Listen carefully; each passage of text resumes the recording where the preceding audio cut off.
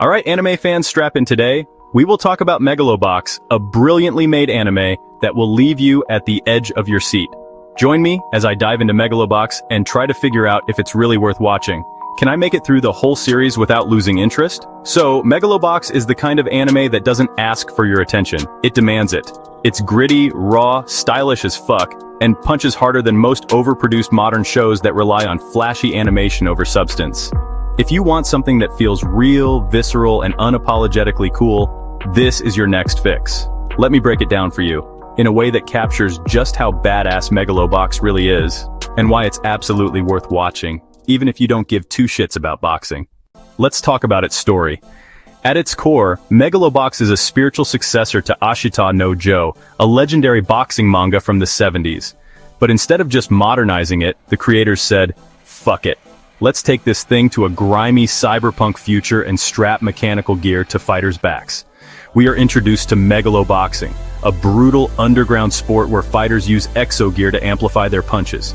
It's violent, fast, and corporate as hell. The elite fight for fame and sponsors, the poor fight for survival.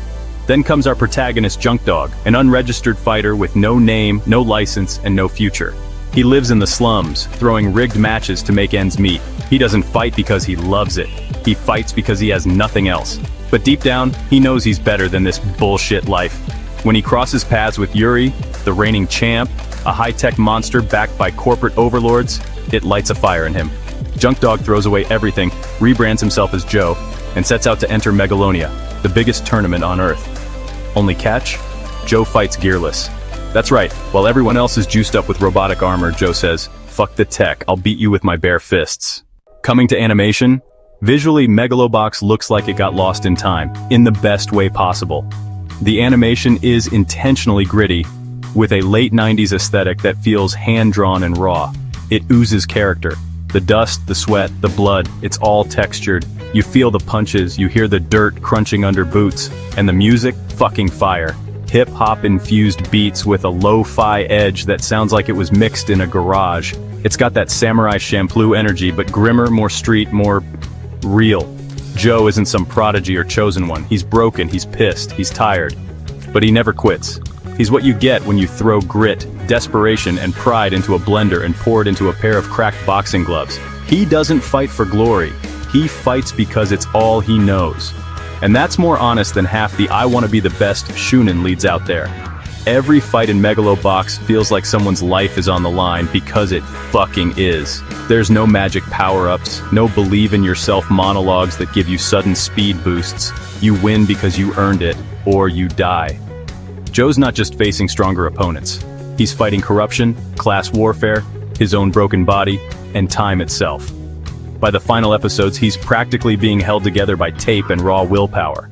But goddammit, he still gets in the ring.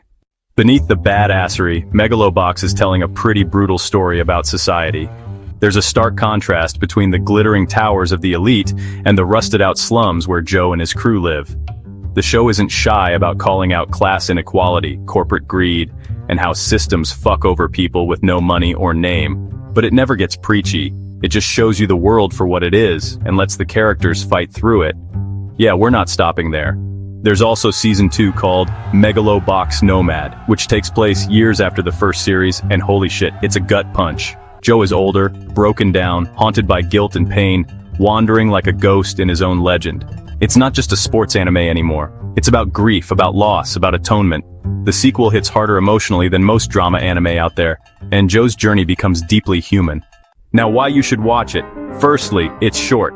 Just 13 episodes per season, no filler, no bullshit, pure story. Secondly, it's tight AF. Every scene matters, every fight progresses the plot or character, it's stylish. Anime rarely looks and sounds this unique anymore. It's raw. No superpowers, no cheat codes, just grit, growth, and pain. It's real. You may not be a boxer, but you've probably been Joe at some point. Beaten down, hopeless, but too stubborn to quit.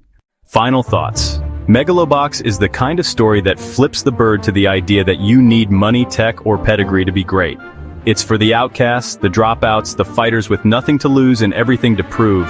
It doesn't give you sparkles or fan service. It gives you dirt, pain, and heart. Watch it.